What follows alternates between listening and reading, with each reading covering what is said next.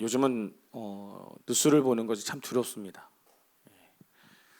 너무 끔찍한 일들이 너무 많이 일어나고 있어서 참 힘듭니다, 사실. 그죠? 좋은 이야기들, 좀 희망적인 이야기들이 많이 되면 좋을 텐데 그러지 못하고 있어서는 안 되는 일들이 너무나 벌어지고 있는 모습들이 볼 때마다 안타깝습니다. 연일 뉴스를 들으면 연일 계속해서 반복적인 이야기들이 들려오죠. 어린이집 폭행 사건이 있었고요. 연일 그 화재 사건들이 계속해서 일어나고 있고요. 또 얼마 전에는 안산에서 인질극 사건이 벌어지지 않았습니까? 자기들의 생각에 따라서 이 사람을 그냥 무참히 죽여버리는 일들이 지금 우리가 살고 있는 이 시대 속에서 일어나고 있는 것을 볼 수 있습니다. 세상은 점점 더 악해져 갑니다. 우리가 상상하는 것 이상으로 세상은 점점 더 악해져 갑니다. 그런데 한편으로 또 생각해 보면 그럼 그 세상 가운데 있는 교회는 어떤가? 세상은 점점 더 악해져 가는데 그럼 교회는 어떨까요? 언젠가 인터넷에서 이 기독교의 타락이라는 제목의 글을 보았습니다. 어떻게 보면 우리 입장에서는 되게 기분이 상할 수 있는 이야기지만 하지만 교회 안에 있는 성도나 또 교회 밖에 있는 사람들, 그러니까 하나님을 알지 못하고 믿지 않는 사람들, 그들이 한결같이 동일하게 이야기하는 것이 뭡니까? 오늘날 교회는 예전의 교회와는 다르다라는 겁니다. 교회 안에 있는 사람들도 그렇게 이야기하고 밖에 있는 사람들도 그렇게 이야기합니다. 야, 요즘 교회는 달라. 좀 더 거칠게 표현한다면 타락했다라고 이야기를 합니다. 타락의 정의를 좀 찾아봤습니다. 사전적 의미는 올바른 길에서 벗어나 잘못된 길로 빠지는 일, 그것을 타락이라고 이야기합니다. 올바른 길이 있습니다. 그런데 그 길을 벗어나는 것, 그것을 가리켜서 타락했다라고 이야기합니다. 그런데 하나님이 세우신 교회가 타락했다는 겁니다. 그 이야기는 뭡니까? 하나님이 세우신 교회가 하나님이 제시하신 하나님의 길을 벗어났다는 겁니다. 하나님의 의도로 교회가 운영되어지는 것이 아니라 이제는 사람의 의도를 가지고 교회가 운영되어지고 있다는 겁니다. 그래서 한국 교회는 타락했다고 이야기합니다. 이전엔 교회의 이미지가 어땠습니까? 좋았습니다. 사람들이요, 교회는 다니지 않아도 교회에 대해서 비판하거나 그러지 않았습니다. 교회는 좋은 곳이야 라고 이야기했죠. 그 교회는 어려운 사람들을 구제한대, 어려운 사람들을 먹여주고 재워준대. 난 교회만 가면 너무 마음이 편안해. 교회 가면 기도가 응답되는 것을 경험했어. 이런 이야기들이 우리 가운데 있었다라는 겁니다. 그러나 지금은 어떻습니까? 저에게 전도하지 마세요. 저에게 전도하지 말고요, 여러분들 제발 싸우지 말았으면 좋겠어요. 이렇게 이야기를 합니다. 믿는 사람들을 보면 되려 나는 교회를 다니고 싶지 않아요. 이런 이야기들이 들려오고 있다는 겁니다. 사랑하는 왜 한국 교회가 이런 상황이 일어났을까요? 지금 한국 교회의 모습을 보면 종교가 타락하며 일어나는 현상들이 등장을 하고 있다고 합니다. 먼저는 성직자들이 많다라고 이야기를 하죠. 어떤 통계에 따르면 현재 이 국내 각종 신학교에 다니는 신학생 수를 더하면 이 세계 모든 나라의 신학생 수보다 많다라고도 이야기합니다. 얼마나 신학교들이 많이 생겼는지, 그러니까 공식적이든 비공식적인 신학교든 어마어마하게 많은 신학교들이 지금 생겼다라는 겁니다. 어떤 분이 이런 표현을 쓰더라고요. 홍수가 났는데요, 홍수가 나면 사방이 물천지가 됩니다. 여기도 물, 저기도 물, 또 물. 앞에 봐도 물, 뒤에 봐도 물, 다 물이죠. 그런데 정작 홍수가 나면 마실 물이 없다라는 겁니다. 지금 수없이 하나님의 말씀이 선포되어지고 있습니다. 그런데 정작 많은 사람들은 이야기합니다. 정작 내가 존경하고 믿을 만한 목사님은 없어. 종교 기관이 많이 늘어났다고 합니다. 목회자의 수만큼 교회의 수도 늘어났다라고 이야기를 하죠. 또 신앙의 기복화를 꼽기도 합니다. 한국 교회가 전 국민의 20%가 기독교임을 자랑하고 있습니다. 다시 말하면 대한민국 국민의 5명 중에 한 사람은 기독교인이라는 거죠. 5명 중에 1명이 기독교인이다. 엄청난 퍼센티지가 아닐 수 없습니다. 그런데 한국 사회는 점점 더 악해져 가고 있다는 겁니다. 전 국민의 5분의 1이 하나님을 쫓고 하나님의 말씀대로 살아간다면 이 사회에 이러한 모습이 일어날 수 없다는 겁니다. 정말로 전 국민의 5명 중에 1명이 그리스도인인데 그 5명 중에 1명 그리스도인이 바르게 하나님이 말씀하시는 길을 쫓아 살아간다면 이 세상이 이렇게 악해질 수가 없다는 겁니다. 그것은 왜 그렇습니까? 성도는, 하나님의 자녀는 하나님의 공의와 진리를 이루기 위해 살아가야 하기 때문에 그렇습니다. 저와 여러분들이 하나님의 자녀라고 불리는 그 순간부터 우리의 삶은 하나님의 뜻을 이루는 그런 삶을 살아가야 한다는 겁니다. 좀 더 쉽게 말씀드리면 여러분들과 저와의 삶은 하나님의 나에게 맡겨주신 사명을 이루기 위한 삶의 모습이 되어져야 한다는 겁니다. 그 일을 어떻게 하면 이룰 수 있을까를 고민하고 그 일을 이루기 위한 내 삶의 모습을 드리는 것들이 필요하다는 겁니다. 그러면 이 세상은 이렇게 악해지거나 부패할 수 없다는 거죠. 하지만 하나님의 뜻을 이루려는 것이 아니라 이 땅에서 내가 잘되고 복받는 것에만 집중하며 살아간다면 이 세상은 별반 다를 것이 없다라는 겁니다. 그런데 지금까지는 교회가 그것을만을 향해서 달려왔다라는 겁니다. 잘 사는 것, 편안한 삶, 그것이 마치 하나님의 복인 것처럼 우리는 배웠고 들었고 또 그대로 살려고 했다라는 겁니다. 정작 하나님이 우리에게 원하시는 참된 복은 별 관심이 없었다라는 겁니다. 사랑하는 성도 여러분, 이제는 우리의 관심이 달라져야 합니다. 내가 잘 먹고 잘 사는 거 중요합니다. 그렇죠? 그런데 지금 여러분 우리가 얼마나 잘 먹고 잘 사는지 아십니까? 동의하시죠? 예. 여러분, 우리는 지금 너무나 잘 먹고 잘 살고 있습니다. 그것이 아니라 우리가 관심을 가져야 될 것은 하나님이 나에게 원하시는 것이 정말 무엇일까를 고민해야 한다는 겁니다. 하나님이 나와 우리 가정, 우리 교회를 통해서 이루고자 하는 것이 정말 참되게 이루시길 원하는 것이 무엇일까를 정말 물어야 된다는 겁니다. 오늘 본문에 보면 사울이라는 청년이 등장을 합니다. 사울은 유대교를 아주 열심히 믿고 따르는 사람이었습니다. 근데 이때 사울이 믿고 있었던 유대교는 타락해 있었습니다.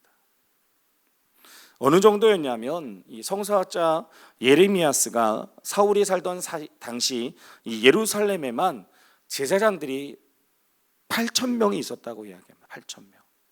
예레미야스가 예루살렘의 제사장들이 8,000명, 그리고 공식적인 레위인들이 2,000명 정도 있었습니다. 그러면 이 예루살렘 성전 안에만 1만 명 정도의 성직자가 있었던 겁니다. 그런데 예루살렘에 몇 명 정도가 살았느냐? 3만 명 정도가 인구가 있었다고 합니다. 자, 계산이 나오죠? 그러니까 3분의 1은 성직자였습니다. 제사장들이었고 레위인들이었죠. 다시 말하면 길을 3명이 걸어가고 있으면 그 중에 적어도 한 사람은 성직자라는 겁니다. 제사장이나 레위인, 하나님의 말씀을 듣고 하나님의 말씀대로 제사를 지내며 살아가는 사람이 있었다라는 겁니다. 그런데 어떻습니까? 예루살렘은 타락했다라는 겁니다. 하나님의 뜻을 벗어나 있었다라는 거죠. 그와 같은 시대적 상황 속에 등장한 인물이 누구냐? 바로 사울이었습니다. 사울은 로마 시민이었고 높은 학력을 가지고 있었고 아주 유복한 집안의 사람이었습니다. 그리고 그는 열렬한 열정적인 유대교를 따르는 사람이었습니다. 높은 학력을 가졌습니다. 로마 시민이었습니다. 그런데 그는 한 가지 알지 못한 것이 있었는데 그것은 바로 유대교가 타락했다는 사실이었습니다. 다른 것에는 다 뛰어난 지식을 가지고 있었는데 정작 자신이 열심히 믿고 있고 따르고 있는 그 유대교가 타락했다라는 것은 알지 못했다라는 겁니다. 그래서 그는 자신이 경험하지 못하는 것을 인정하지 않으려고 합니다. 그래서 예수님을 따르는 믿는 사람들을 인정하려고 하지 않았습니다. 오늘 본문도 보시면 이 대제사장의 공문을 들고 예수님을 따르는 사람들을 잡으러 체포하러 가는 중이었습니다. 그런데 무려 예루살렘에서 200km나 떨어진 다맥색이라는 곳을 향해 가고 있었다는 겁니다. 200km면 저희가 100km 차로 2시간을 끊임없이 달려야 도착할 수 있는 곳입니다. 그것도 고속도로라는 전제 조건 하에 있어야 되겠죠. 당신은 걸었다라고 상상을 한다면 200km라는 곳은요 어마어마한 거리입니다. 그런데 이 사울이라는 사람은 자진해서 그 길을 가는 겁니다. 왜? 내가 믿고 있는 유대교, 이 유대교에 반하는 기독교인들을 잡아 체포하고 죽이기 위해서. 더군다나 사울은 내가 지금 하는 이 모든 행동은 하나님의 영광을 위하고 하나님을 섬기는 일이라고 생각했다라는 겁니다. 내가 지금 200km를 떠나서 그들을 잡아 죽이는 것, 그들을 체포하는 것, 이것은 하나님이 나에게 맡겨주신 하나님의 사명이야. 이렇게 여기고 그 길을 가고 있었다라는 겁니다. 그래서 그것은 하나님이 이야기하는, 성경이 말하는 섬김이 아니었습니다. 사울이 지금 생각하고 있는 것은 자신의 그릇된 자기 신념이었습니다. 전혀 하나님과 관계없는 자기 자신의 열심에 지나지 않았다라는 겁니다. 그래서 다맥색으로 향하는 이 사울의 길 앞에 예수님께서 나타나십니다. 그리고 4절에 이렇게 이야기하시죠. 사울아, 사울아, 어찌하여 내가 나를 박해하느냐. 사울은요, 자신은 하나님을 위해서 일하고 있었다고 생각했습니다. 나의 열심은 오직 하나님만을 위한 일이라고 생각했습니다. 그리고 그 일을 위해서 자신의 혼신의 힘을 쏟고 있는 겁니다. 그런데 정작 하나님은 말씀하시는 겁니다. 사울아, 왜 나를 핍박하느냐? 왜 나를 방해하느냐? 왜 내 일을 가로막고 있느냐라고 이야기하고 있다는 겁니다. 사랑하는 여러분, 우리는 이런 사울의 모습을 보며 우리의 모습을 생각해 보아야 합니다. 내가 지금 행하고 있는, 내가 하고 있는 하나님을 향한, 하나님을 위한 일이라고 생각하는 것들이 정말 하나님을 위한 일인가? 우리는 한번 생각해 봐야 한다는 거예요. 혹시 하나님과 상관없는 일들인 아닐까? 만약 우리가 행하고 있는 이런 모든 일들이 하나님과 전혀 상관없는 일이라면 하나님께서는 오늘 우리에게 물으실 겁니다. 사울아, 어찌하여 내가 나를 박해하느냐? 어찌하여 나를 박해하느냐?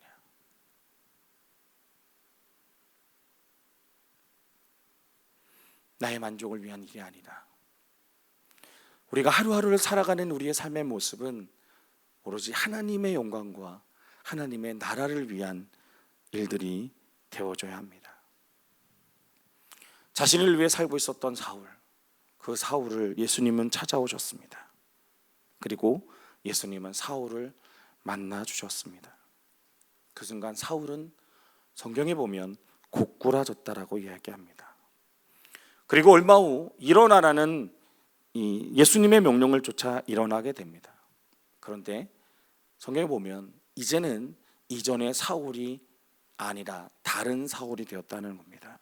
본문 8절로 9절 말씀을 보시면 사울이 땅에서 일어나 눈은 떴으나 아무것도 보지 못하고 사람의 그 손에 끌려 다메섹으로 들어가서 사흘 동안 보지 못하고 먹지도 마시지도 아니하니라 라고 이야기합니다.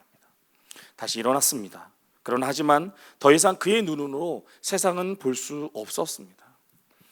이제는 더 이상 다메섹으로 내려오던 그 기세등등하던 사울은 없어졌습니다. 사라졌습니다. 이제는 그는 다른 사람의 손에 이끌려 다메섹에 들어가게 됩니다. 그리고 그곳에서 먹지도 마시지도 못한 채 사흘을 보내게 됩니다. 이런 사울의 모습을 통해 우리는 또 하나의 은혜를 경험하게 됩니다. 사울은 생각지도 못한 상황 속에서 주님을 만나게 됩니다. 강력한 빛으로 오신 주님을 만나게 됩니다. 그리고 그 사건으로 인해 자신의 삶의 모습을 되돌아볼 수 있는 기회가 되었다라는 겁니다. 내가 이제까지 걸어왔던 삶의 모습이 나를 위한 삶이었는지 하나님을 위한 삶이었는지 모습을 되돌아보았다라는 겁니다. 그리고 자신의 삶의 모습을 되돌아보았을 때 차마 눈뜨고 볼 수 있는 삶을 살았던 자신을 깨닫게 됩니다. 그리고 그런 사람을 위해서라면 더 이상 먹어야 할 뭔가를 마셔야 될 필요를 느끼지 못했다라는 겁니다. 사울은 주님을 만나는 그 순간 부패했던 유대교, 부조리에 물들어 있던 자신을 발견하게 되었다라는 겁니다. 그리고 그의 그릇된 생각을 가감하게 버리게 되었습니다. 사실 우리에게도 이 하나님을 만나는 은혜가 있길 간절히 소망합니다. 그리스도인은 나의 뜻대로 살아가는 사람이 아닙니다.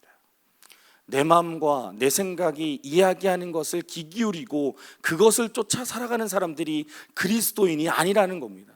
그리스도인은 내 생각과 내 마음과 내 뜻이 아니라 하나님의 생각과 하나님의 마음과 하나님의 뜻을 가지고 살아가는 사람들이 그리스도입니다. 사랑하는 여러분, 오늘 이 밤에 이곳에 온 여러분들은 하나님의 분명히 구별되이 부른 하나님의 거룩한 자녀인 줄 압니다. 그렇다면 이제는 하나님의 관심과 하나님의 은혜 속에 살아가는 성도들이 되실 수 있길 간절히 소망합니다. 늘 우리는 하나님의 말씀을 어떻게 하면 순종할 수 있을까를 고민하고 싸워야 합니다. 어떻게 하면 내 삶 속에 하나님의 은혜가 드러날 수 있을까, 하나님의 살아계심이 드러날 수 있을까를 고민하고 애써야 합니다. 어떻게 하면 하나님의 은혜가, 하나님의 은총이 나를 통해서 이 땅에 흘러넘칠 수 있을까를 고민하고 애쓰고 싸워야 한다는 겁니다. 사랑하는 성도 여러분, 하나님의 말씀은요 저절로 이루어지지 않습니다. 생각만 갖고 있다고 이루어지지 않습니다. 우리가 하나님의 말씀으로 살기 위해 우리의 삶을 내어놓고 우리가 이 삶 속에서 철저하게 싸워 이겨야만이 하나님의 뜻이, 하나님의 사명이 우리 가운데 이루어질 수 있다는 사실입니다. 이제는 사랑하는 여러분, 우리의 눈을 내려놓고 하나님의 눈으로 이 땅을 바라볼 수 있는 성도들이 되시길 소망합니다. 사도행전 9장에서 사울은 예수 그리스도를 만나게 됩니다. 그리고 이전까지 살아왔던 자신의 눈이 멀어버리게 됩니다. 그리고 이제 다시 하나님의 눈을 갖게 됩니다. 그리고 그 눈으로 이 세상을 돌아다니며 이 세상에 살아계신 하나님을 전하는 사명을 이루었습니다. 여러분의 삶 속에 이제는 하나님을 만나셨다면 이제는 나의 기득권, 나의 생각, 모든 나의 눈들을 내려놓으시길 바랍니다. 그리고 이제는 하나님의 눈을 가지고 이 땅 구석구석에 하나님의 빛을 비추며 살 수 있는 그런 복된 모든 성도님들이, 필그림교회 성도님들이 되실 수 있길 간절히 소망합니다. 기도하겠습니다.